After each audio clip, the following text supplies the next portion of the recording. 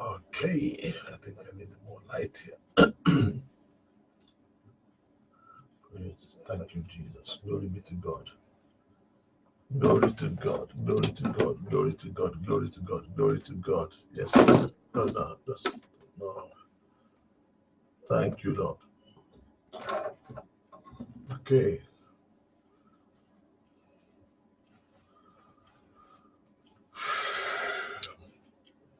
Okay. Good evening. Father, bless you.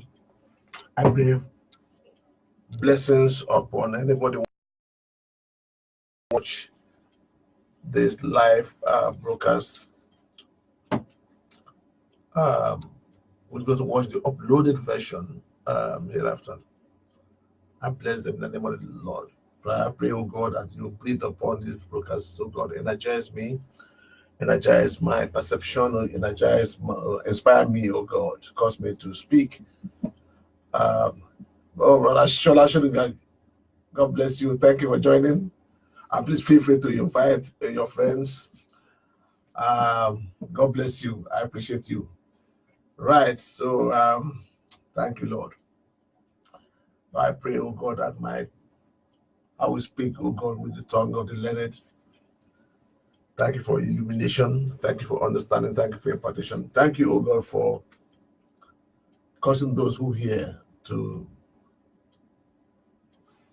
gain something from it, and even if it's a seed, a nugget of truth, of wisdom, that they will run with it, apply it, and see your kingdom come in their lives, and see your power manifest, oh God, and see the benefit of your word. I also pray, oh God, that even as they hear it, that they will, hey, Kix, how are you? Bless you. I don't want to talk this in a bit in. Well, fine, it's okay.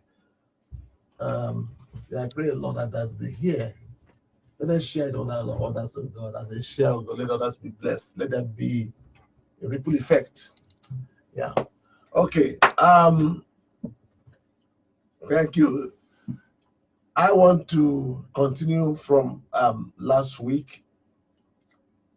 Yeah, we started talking about the problem of offense. Okay. We read a scripture which I will not read today just for time, because of time.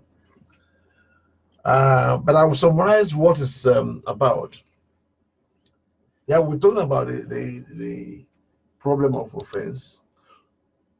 Today, we will continue with what I call the toxicity of offense, the toxic effect of offense, which has to do with like discussing and looking at how offense can pollute and poison any social environment where it is allowed to fester. When we say social environment, I am thinking of family, community, neighborhood, circle of friendships, workplace, definitely, organizational environment, corporate environment. Social environment will include churches and other religious places, okay, where people meet. I will also include nations, yes, national polities.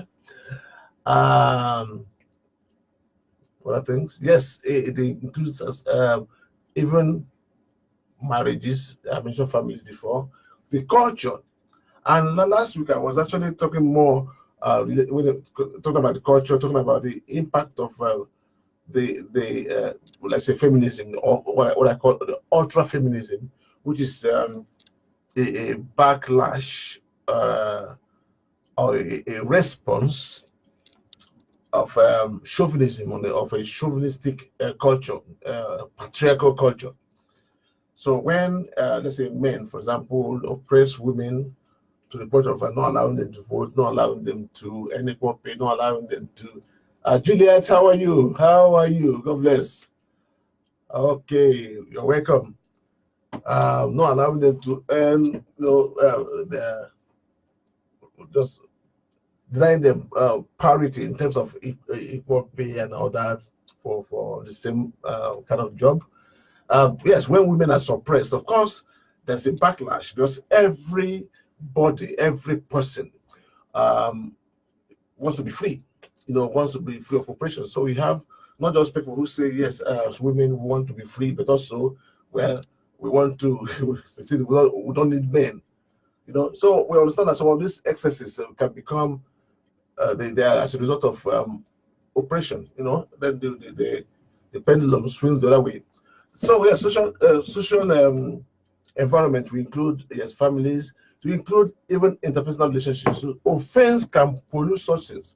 And one of the things that we talked about was that offense is as a result, in most cases, or in some cases, there's a result of abuse in the system, whatever system it is, be it religious system, familial system, cultural, traditional system, political system, even in the work environment. If there's oppression, if there's abuse, if there are excesses in leadership and those that hold and maintain the status quo, then what we see there is that there is it engenders of offense. I have a book here. In fact, let me bring it out. Just bring the book out here. Yes, it's a book I use it for my master's. One of the books I use in doing my master's in human resource management. It's called Organizational Behavior. Interesting book. In looking at some of the case studies, you see how even in organizations, staff members or employees can seek to sabotage some overbearing managers, to sabotage their overbearing bosses. They do certain things, surreptitiously, to undermine, to get back at the oppressive managerial culture of that organization. It's interesting. But anyway, I'm going to talk about in churches, yes, where it are abused. And that I said that there is no worse kind of abuse than spiritual abuse, the kind that we can see in churches or other religious places, because there things are done for better or for worse in the name of God, and that is why, therefore, people have to be careful.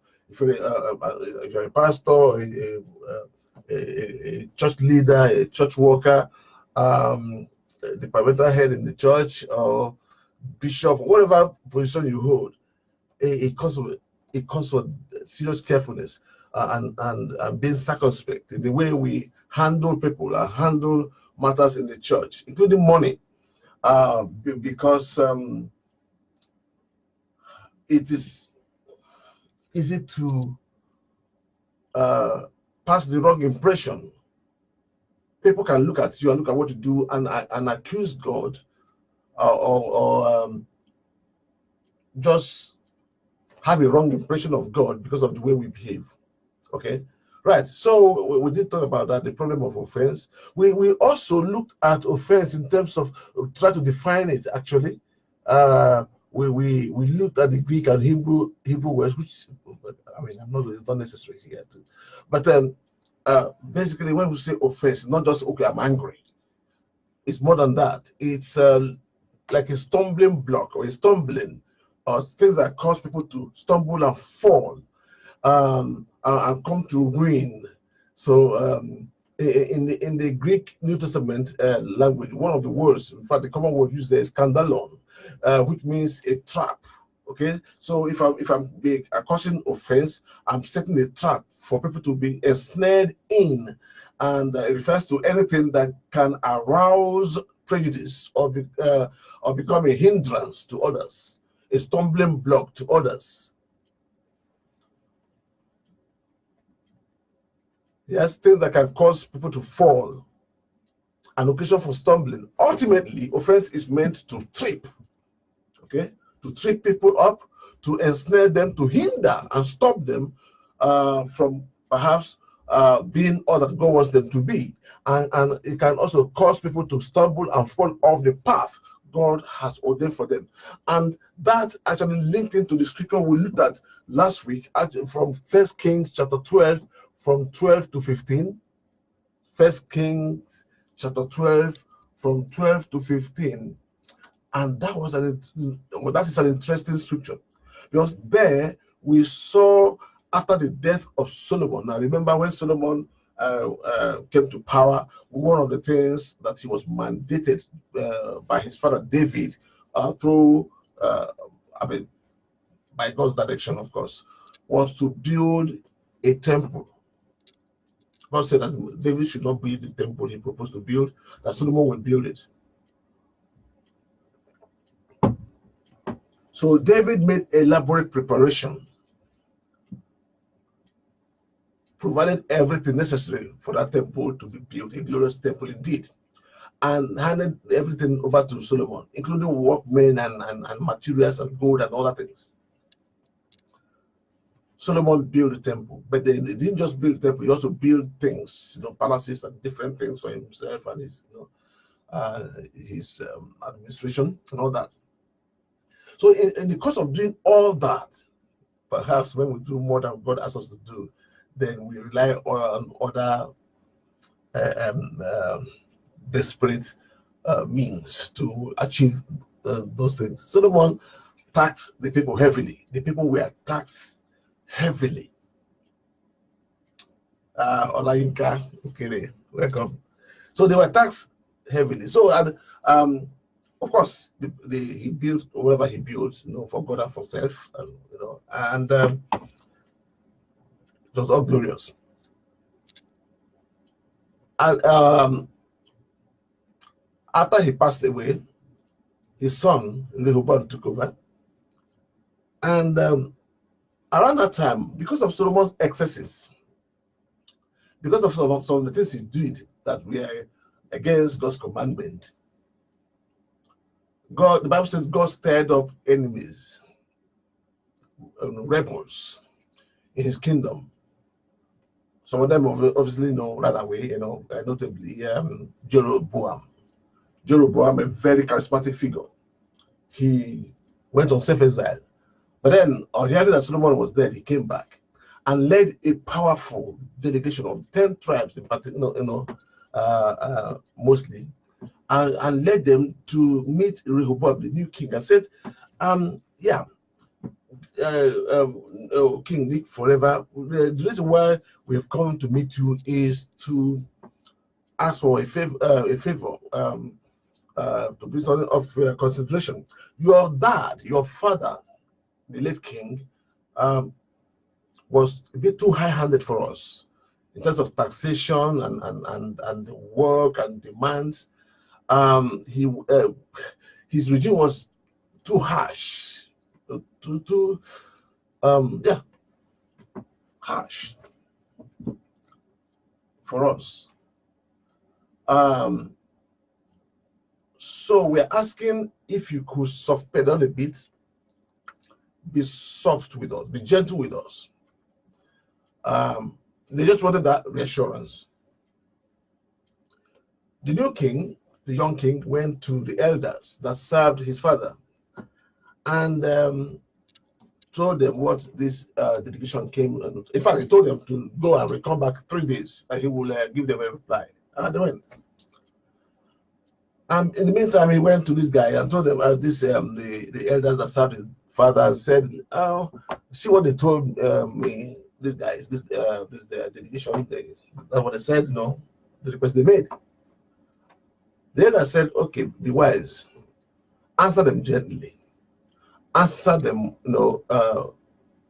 with some humility. Be nice to them. If you do so, they will serve you. They will serve you. Yeah, they will stick with you. They'll be loyal to you." This man left the elders and went to his contemporaries, younger generation, the radical youth, and told them, said, this is the request that these guys came to the table before me. How should I answer them? They said, they may have seen you as a weakling. That's why they came with this silly request. Tell them that you are tougher than your dad. Tell them that if your dad chastise them with whip, you are going to chastise them with scorpion. Tell them that your little finger is thicker than your dad's thigh. Tell them that they should tighten their belt. Basically, it's going to be. They should be ready for a rough ride under your rule. Tell them, show them who is the boss. And of course, that advice pleased Rehoboam, and this guy came back 3 days later, and Rehoboam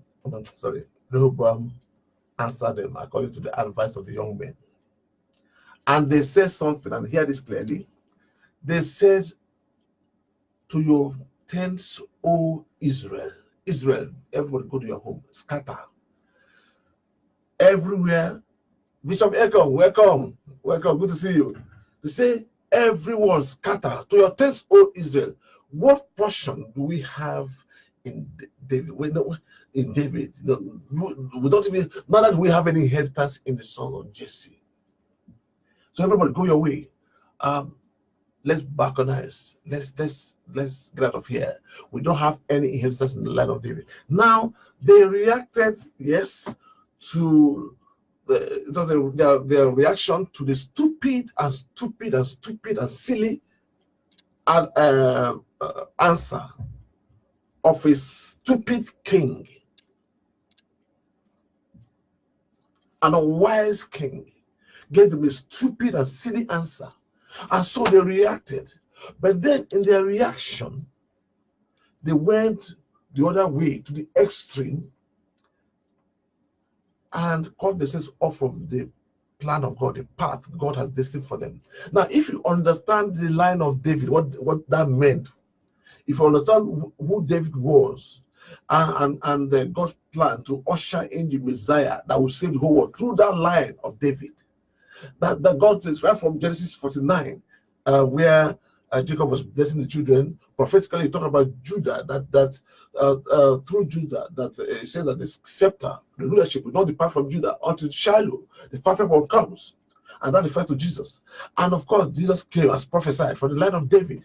So anyone that then spurned the line of David, the line of Jesse, is basically cutting off his nose, more than his nose, to spite his face.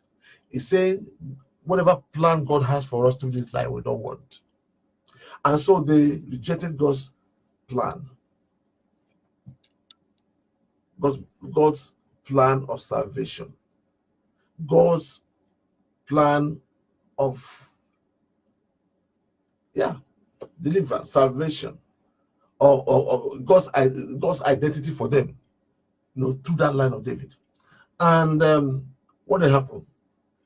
They went the other way. That was the split, where the nations, split into two. The larger tribe went. Majority is not always right.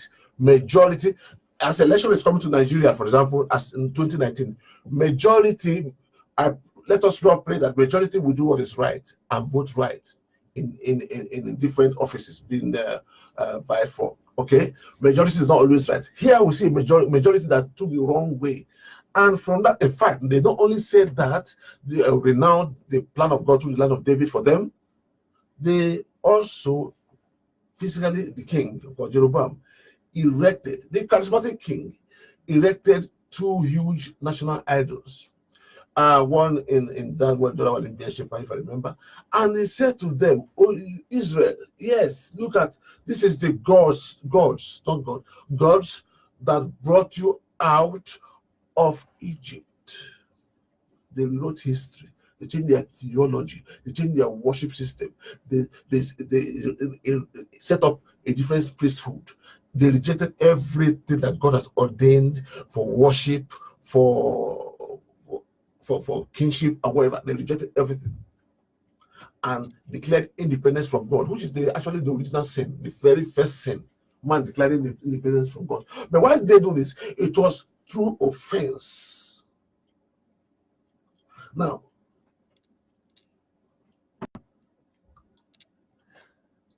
not just that.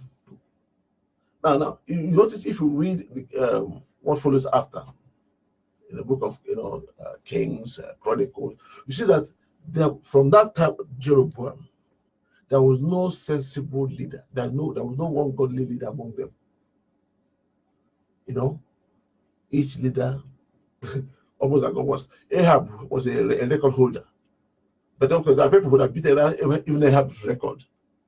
The only person that had the semblance, any semblance of godly or God's consciousness was what is their name? Jehu, the son of Nimshi. Now, but even him too, after God used him to carry out to purge the land and carry out some serious revolution, he again slipped into idolatry.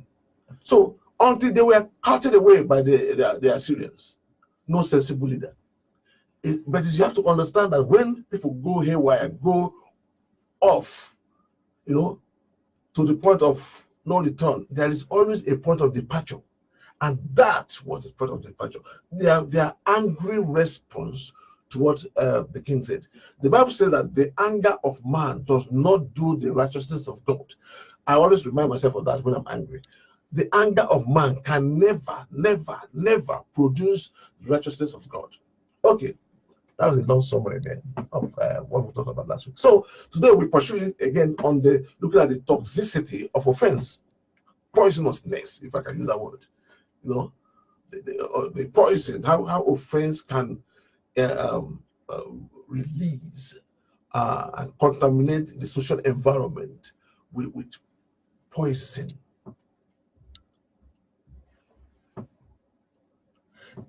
Now we've seen how this is an example of how offense can be, how serious offense is. But then Jesus said something. He said that offense must come. It is impossible. How do I put it? It is not possible to avoid offense. Is that right? I'm trying to see the right way of putting it. In other words, it is of necessity, compulsorily, offense must come. We, as long as we live in this world, we will have abundant opportunities to be offended, to stumble, to fall off the way, like these people did, to be snared, and all the synonyms of offense that we talked about earlier. He said an offense will come. That is, you can put that in the bank. But he says something that, but woe unto the person through whom offense comes.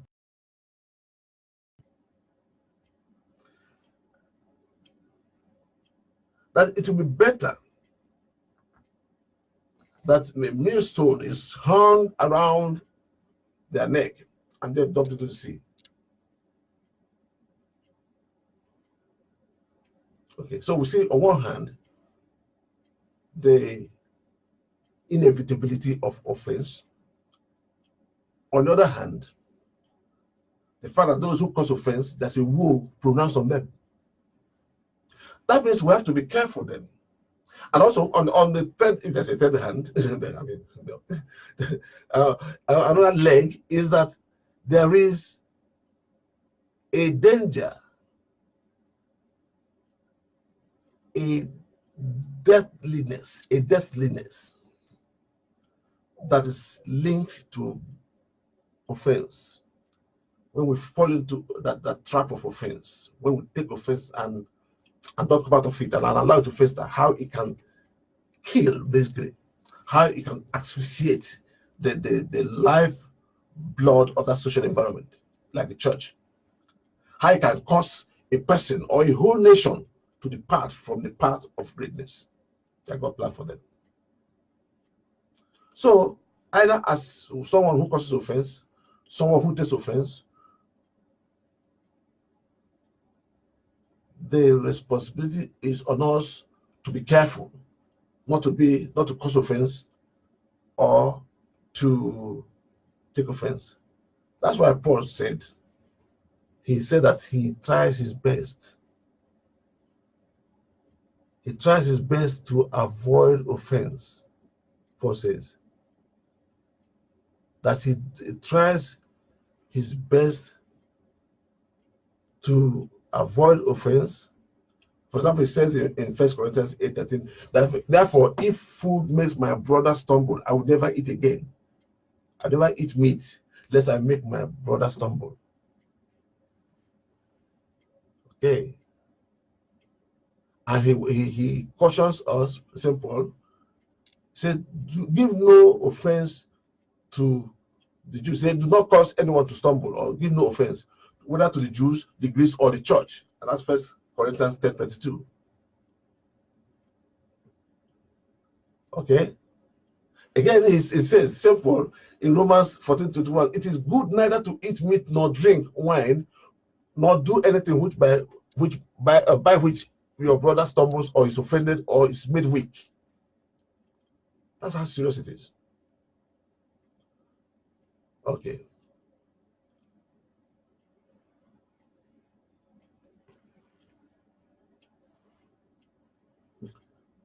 Now, if you look at whether it's okay, let's say nations, some of the problems that we see between nations and within nations, between and within ethnic groups, stem from unresolved offense, wars, problem like ethnic cleansing, one tribe or one race against the other, tribal bigotry. In Nigeria, the hostility between different tribes, that like people will tell you, okay, let me give you an example. The Igbos will talk about how they were, what happened to them in the, before the war, and that, which did happen. Okay, I'm not here to. There are things that happened. Yes, that the Igbo people suffered. In Nigeria, for example, there are things that other ethnic groups suffer in that same country. There are people who come and say, and I'm not here to play politics, but I bring some of these principles and I applied it to, let's say, given polity or environment or family. Okay, so please, I'm not here to advocate for any group. But there are also people who say, oh, that these people, whichever tribe did this to us, the other tribe will say this people do to us. So there is almost like offense and grudge held by this ethnic group against that ethnic group, and vice versa. And so this may have historical reference. They may actually may have happened or may not have happened. I don't know. But the point that they've caused offense, and every generation, each generation tells the story to another generation, and so nobody forgiving anybody. So in Nigeria, for example, we have different, just myriad ethnic clashes and conflicts, even within the same states, because of stories repeated, sustained. Nobody breaking the chain, nobody breaking the vicious circle. And so the whole nation is going nowhere. Development is stifled because two cannot work together except they agree. And how can more than 300 to 500 ethnic groups in Nigeria, for example, function and work and move ahead and make great strides if each ethnic group is suspecting and not forgiving the other? And so here we are at the stage. If you hold somebody down, you hold someone that they will not get up, you too will not get up. So we're playing the crab mentality, we're caught up in this crab mentality where like a crab in a pot. Nobody, no one is free to go out, and no one is allowed the other one to go out. That's the case of Nigeria. That's pathetic. Why? Because of offense. That's not forgiving and no result.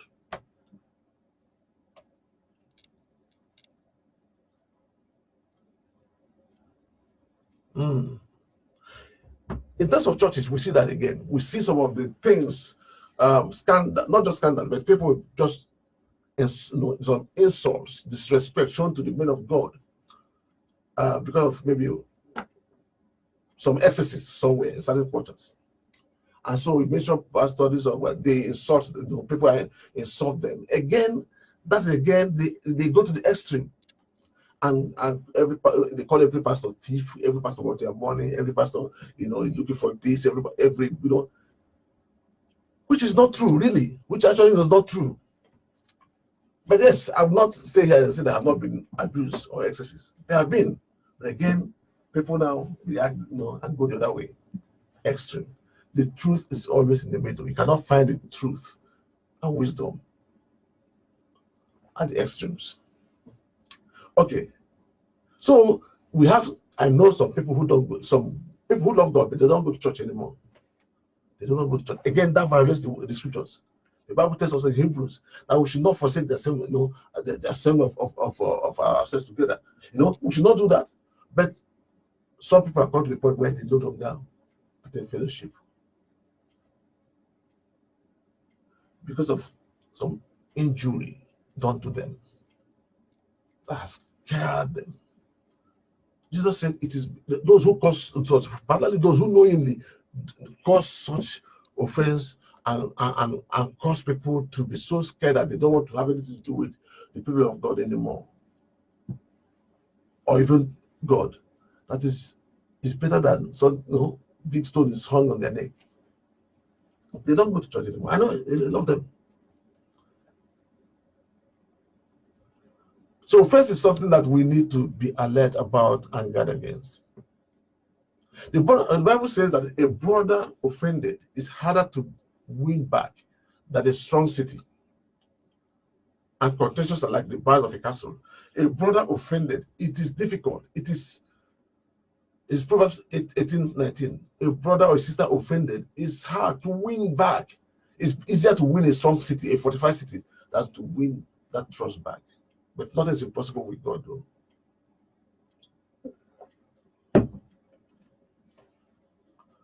Now, offense can manifest in different ways. I'm just rushing now. Offense can manifest in different ways, and some are more subtle and overt, while others are more, so some are more obvious and overt, and while others are more subtle and nuanced. For example, offense can manifest in anger. You say something, I'm angry, I'm offended. That's easy. People can see that, and that's easy to deal with. Hello, Sissy Peggy, how are you? Welcome. Okay, so it can manifest in anger as an overt response to injury caused or to offense caused. It can manifest in guise of resentment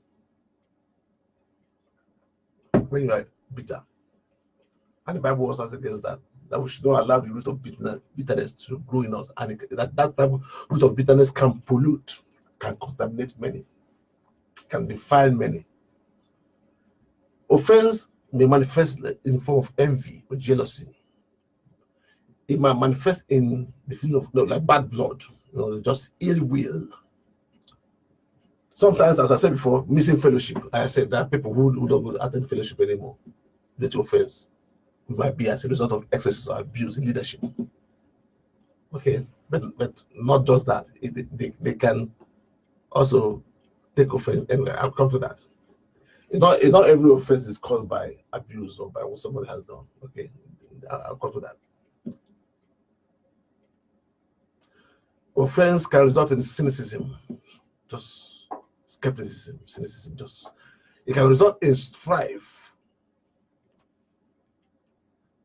Yeah. Some other less obvious signs include indifference, where just have this nonchalance, indifference. apathy, discontent, grumbling, hate, diminished regard, diminished regard. You used to hold someone or something with high regard, but then suddenly just the respect peters out, just dries up. It could be as a result of offense.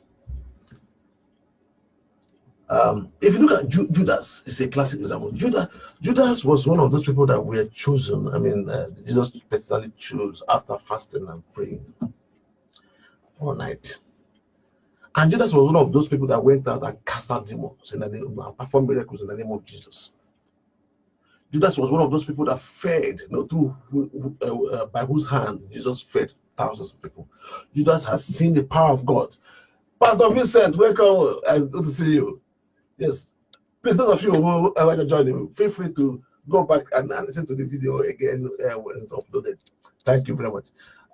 So Judas was one of those people that, yes, they performed miracles, they fed, God, through their hands. Jesus fed thousands of people. I mean, he saw it all. But then what happened to Judas? I wonder, what happened to Judas? What happened?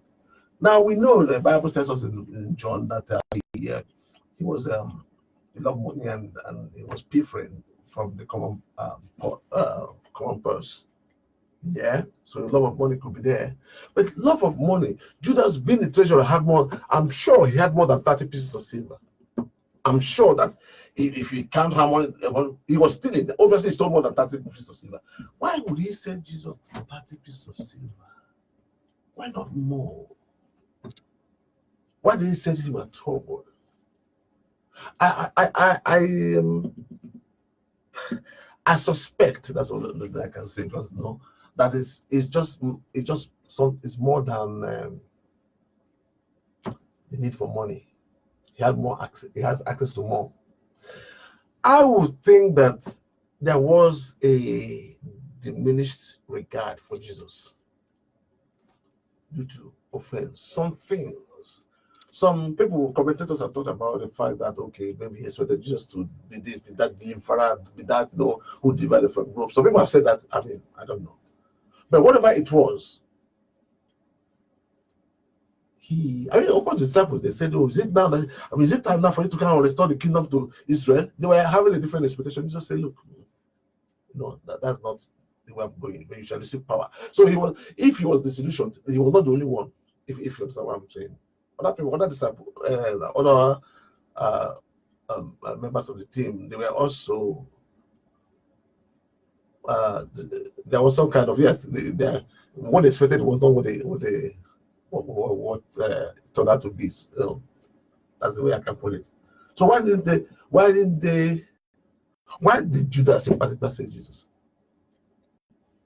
Now, if you look at the track record, see that he was the one when one of the accounts where that woman was pouring that the expensive ointment on Jesus, he was one that protested. In one particular version, he was named as the one that said, come on, this is a waste. A waste on Jesus? For you to think that the money given for the gospel, the money given to Jesus, the money given in his name is a waste. Then something must have happened towards that person's spirit, that person's heart, why you feel that, no, Jesus is not worthy of this. It's a diminished regard. Perhaps due to unfulfilled or met expectations. If you know what I'm saying. Okay, I'll leave it there before I go to something I don't know. But the thing about it, why Judas? He could have got more than 30 pieces of silver from his stealing ministry.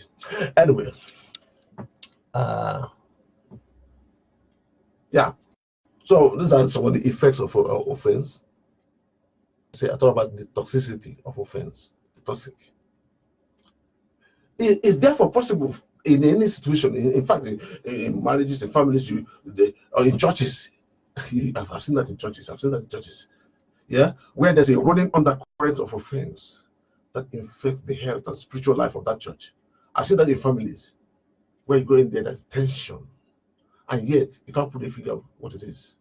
Now, if people are quarreling, that's clear, that's obvious. I mean, people quarrel. They are human beings. They quarrel. Christians also quarrel. I don't have problem with that. In fact, Paul did not have problem with that. You know, he asked the Philippian church to help some two women who were quarreling, that they were helpful to him in the ministry. Yes, and that there is no, don't pretend that we don't quarrel. We do, but yes, we will do that with some moderation and fear of the Lord, and you know, we come up and we table. The Bible gives us the mechanism to settle quarrel, you know, between believers. But I'm talking about something there that's an undercurrent of offense, and it affects the life of the church, the life of the family, the polity in the nation. I knew a church. I used to attend a church many years ago where there was this offense was rife. People not talking to each other. And it was so moving that, and I shouted and I screamed and I thought about it. Animosity, even the choir, animosity. Bad blood between pastors and the elders. The pulpit, and when that happens, it's now beginning to see at that one of the signs, the pulpit became a place to settle scores and attack facility distractors. You know, a pastor is preaching and he's throwing stones. You know they're talking about you. You know that it's because you had an argument or whatever, misunderstanding the few days ago, and he's preaching and he's talking and he's casting, you know, aspersions in windows and all, throwing those in, and you're feeling it. This guy is preaching about me. This guy is humiliating me, but he didn't mention your name. God forbid. That is deadly. That is dangerous. That's an offense to God. I've seen that. It happened. Carry microphone and you humiliate those people that, you know, you didn't get along with. You see, I have a policy. I don't care if I'm whatever I am. If I have an issue with a brother or sister, I will come down from my high horse and meet them, and we trash it out, man to man or man to woman level. You know, I'm careful not to use my office or the structure or the position I have to suppress, undermine another person. God judges those things. Okay, leave it there. Let me just finish.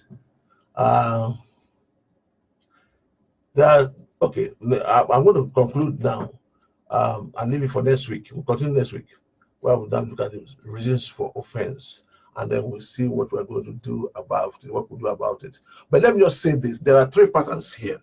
As I said, that offense will come because of abuse, but there are other reasons where offense. There are three patterns. Before I go to the reasons next week, the patterns are this: offense can be given and taken. You know, when somebody causes offense, another person takes it, fears it, and dwells on it. Okay, so offense is given, offense is taken. Then, second one, offense may be given, but not taken. You know, when somebody tries to offend you or does something that will cause offense, but you, like they say in Nigeria, jump and pass, you avoid it. The Bible says something. It says, it is in Proverbs. Let me look for the scripture here. It says, Proverbs 19:11, a man's wisdom gives him patience. It is to his glory to overlook an offense. So somebody causes offense, says something to you, does something to you, as a result of spiritual maturity and sensitivity, you avoid taking offense. The Bible says it is to your glory to overlook an offense. So yes, offense could be given but not taken. It takes two to fight. It takes two to have conflict. But when one generates a reason for conflict and the other one avoids it, conflict will not happen. Lastly, and I won't stop there, offense may not be given, but is taken. That's the funny one. Offense where there's no reason to be offended, and you take offense. Or somebody does good and you take offense. Jesus was preaching, talking about in John chapter 6, how he's going to give his body as bread of life and the blood as for people to know what of life and all that. And the disciples of the people took offense.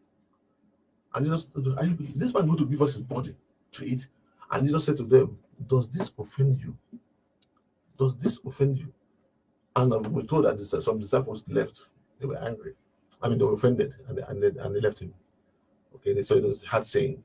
So offense may not be. In fact, the Bible said that the preaching of the cross for the salvation of humanity is an offense